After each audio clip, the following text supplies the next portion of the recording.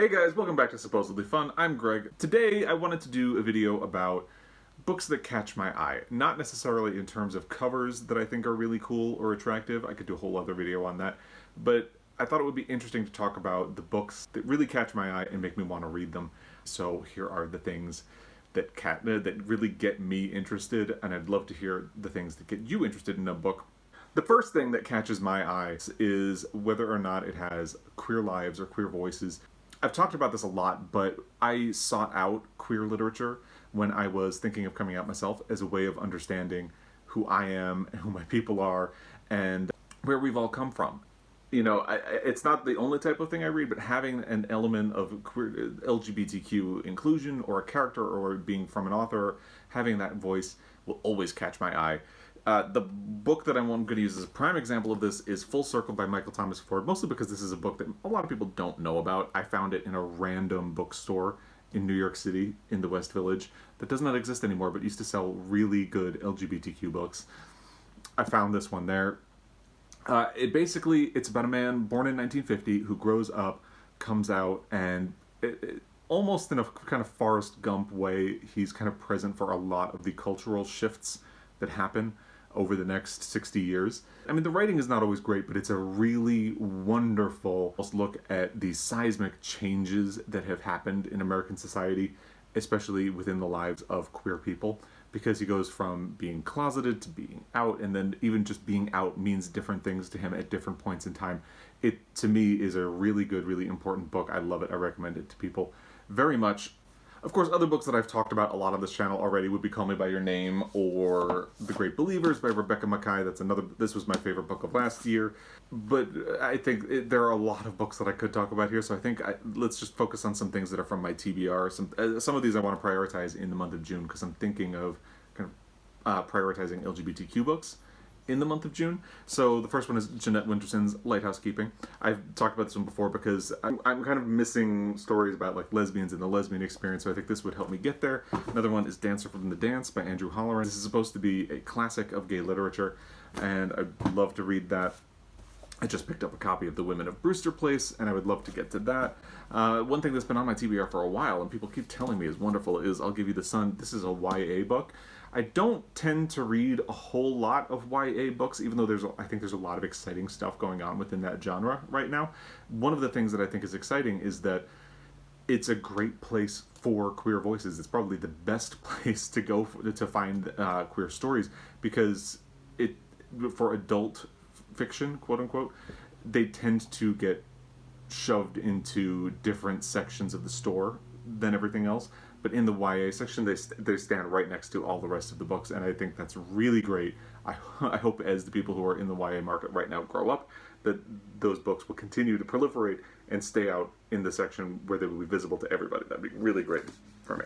Another thing that really jumps out to me when I'm looking for a book to read is if it has a complicated family story. I have a complicated family, so it's probably not so surprising that I really enjoy reading books about complicated families, even if they're a little bit depressing. I mean, call it familiarity or interest or schadenfreude, whatever you want to call it. A complicated family is something that is always going to speak to me. Recently, I finished A Place for Us by Fatima Farheen Mirza. The portrayal of a family is really what spoke to me, and how complicated their relationships are and how they can love each other and hate each other at the same time. One thing I really loved about The Poisonwood Bible is that it's a great portrayal of a family. I really love this book. And the fact that it's about a family, the family of Nathan Price, who is a fierce evangelical Baptist who takes his family and mission to the Belgian Congo in 1959. They carry with them everything they believe they will need from home, but soon find that all of it, from garden seeds to scripture, is calamitously transformed on African soil.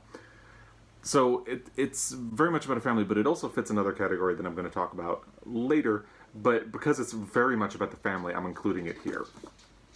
It's a great book.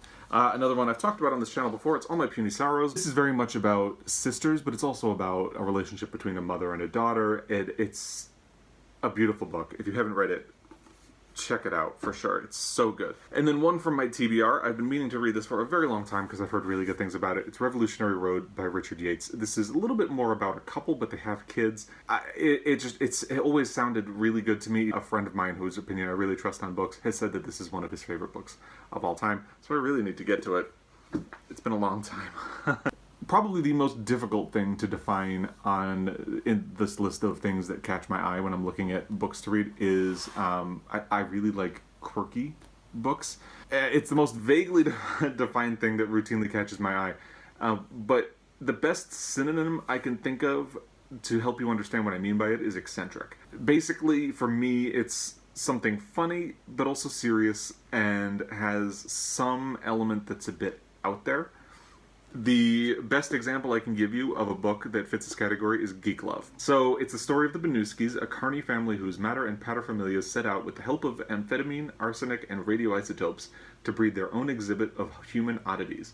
There's Arturo the Aquaboy, who has flippers for limbs and a megalomaniacal ambition worthy of Genghis Khan, Iffy and Ellie, the lissom Siamese twins, albino hunchback Ollie, and the outwardly normal chick, whose mysterious gifts make him the family's most precious and dangerous asset.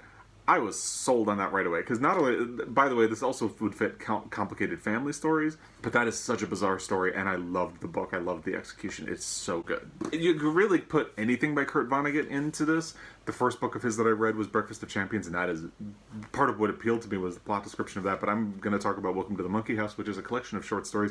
The reason I want to talk about it is that it is actually one of my favorite books by Kurt Vonnegut, but I feel like it's not one that people pay very close attention to. Welcome to the Monkey House, to me, is kind of like the unsung hero in his collection of books.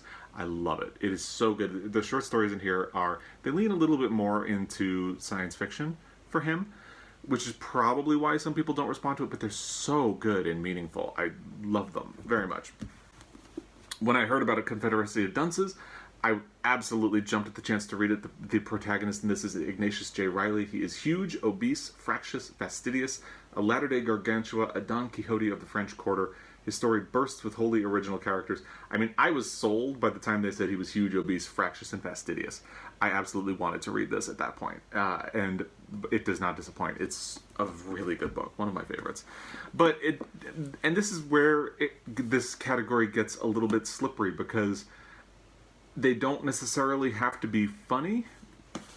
The Windup Bird Chronicle is something that, as I was reading the plot description, Toru Okada finds himself looking for his wife's cat and then his wife. As these searches intersect, Okada encounters a bizarre group of allies and antagonists, a psychic prostitute, a malevolent yet mediagenic politician, a cheerfully morbid 16-year-old girl, and an aging war veteran who has been permanently changed by the hideous things he witnessed during Japan's forgotten campaign in Manchuria. I don't know if I've explained what it is about these books and their plot descriptions that really appeals to me, but they immediately grab me and make me want to read it. Something like that absolutely will end up on my TBR. Then we have I really like the idea of trying to reconcile your past or grapple with your past. It doesn't have to be a memoir, but it feels like this happens most often in the memoir field. My classic example is Fun Home. I've talked about this a lot. It's one of my favorite books, and it also fits the queer voices category. And The Complicated Family story. This ticks a lot of boxes for me.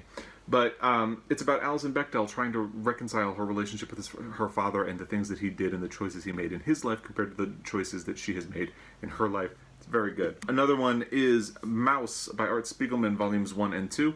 This is Volume 1. Art Spiegelman's father was in a concentration camp during World War II, I believe.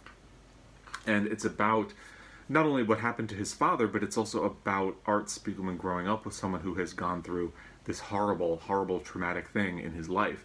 And it's really good. If you haven't read it, definitely check it out. A memoir that did it was Sally Fields in Pieces. This came out last year, and it's I was surprised by how much I enjoyed this, because it's not just your typical celebrity memoir. She actually goes in deep to things that have happened to her and tries to reconcile, like, I think this is why I am this way today, and it's really interesting. I really enjoyed reading it. Definitely one of the better celebrity memoirs that I have ever read.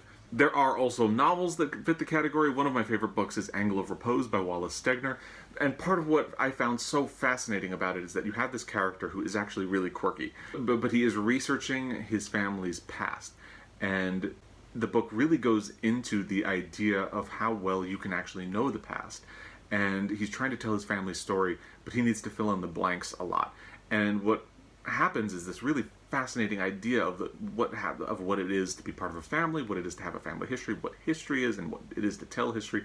It is so good. Another thing that will automatically jump out to me is if a book has a complicated relationship with religion, and when I say complicated, I really just mean if it kind of explores the theme. Now, this is the other box that the Poisonwood Bible hits, because obviously it's about a Baptist family who goes to Africa to spread religion.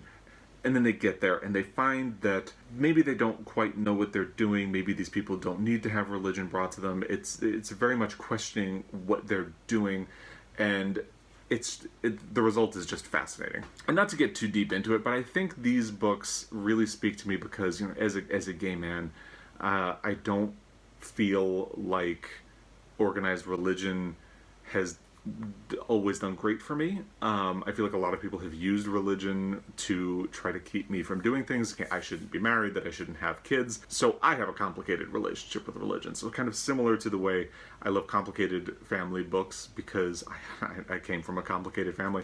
I enjoy these books because they help me try to reconcile something. So there you go. Another book from this category is The Master and Margarita. Now this obviously fits the category because it is a revision of the stories of Faust and Pontius Pilate. It's really good. This is one of my favorite books as well. It's a really good book. The Heart's Invisible Furies is another book about, it has a gay protagonist, so it immediately jumped out to me for that. But what really made me want to read this book is that, so he is born in Ireland when it is a heavily, heavily, heavily Catholic country. And basically his life story is the story of Ireland moving into this more progressive state, and to me that was fascinating, and the book really held up and executed it very well. And of course there's women talking. It is about women in a Mennonite community who find out that they have been drugged and raped in their sleep, and they're trying to decide what to do about it. Part of the struggle that these women are having is that they're trying to answer what their faith is telling them to do and whether or not their faith is telling them the right thing to do, and they're struggling with the difficulty of figuring out what their faith would want them to do. And it's very profound. I really enjoyed it. Another book in this area that I would recommend is The Bridge of San Luis Rey. It's an old Pulitzer Prize winner. Basically, a couple of people die in a bridge collapse, and this man is trying to investigate into their lives because he wants to know if there was something about their character that God needed to punish. Really good book. Definitely recommend that one. So I read to learn about the world and learn about experiences other than mine. So if a book is going to teach me something or show me a point of view that I can't access as a white male. So a book that I just finished, and I will talk about more, is The Best We Could Do by, I don't know how to pronounce the name, it's T. Bui? I don't know. It's a graphic memoir, and basically it's about, she was born in Vietnam, her parents lived through the Vietnam War, and they all immigrated to the United States. And kind of similar to Mouse, she grows up with the trauma that her family had, and tries to reconcile it, and goes back and researches what happened to her parents as they survived the Vietnam War, and it's very profound. It's a very good book. I can't wait to talk more about this one. Another book that fits this category is Louise Erdrich's Plague of Doves. This is such a good book. It explores the impact that a crime and the punishment for the crime has on a white town in North Dakota and the Indian reservation that's nearby. Absolutely. It was a finalist for the Pulitzer Prize. I really think it should have won. Jhumpa Lahiri and Interpretive Maladies, these are some of my favorite short stories, and part of that is because it really talks about the immigrant experience and Indian culture. It's absolutely good. The writing is gorgeous. There's Yaa Gyasi's Homegoing, which talks about a little bit about Africa and the long-lasting scars that Africa has had from the slave trade, and really dives into the lasting implications of the slave trade in the United States as well. It's doing both of those things at the same time, and it does them really well. There's also Phoebe Robinson's book, Everything's Trash, But It's Okay, which is a series of comedic essays that really talk about feminism and racism in America, and but all from a current perspective, so it's a very good book. And then on my TBR, you have Trevor Noah's book, Born a Crime, which is about how he had a white Swiss father and a black mother. His very existence was considered a crime in South Africa under apartheid. This sounds so interesting to me, and I think Trevor Noah is a really smart and funny guy, so I can't wait to read his book. So those are some categories that catch my eye when I'm looking for books to read. Again, I would really love to hear things that catch your eye when you are looking for a book to read. I have to get back to work. Thank you for taking the time to watch this video. If you're already subscribed, thank you for that. But I'll be back again, and until then, happy reading.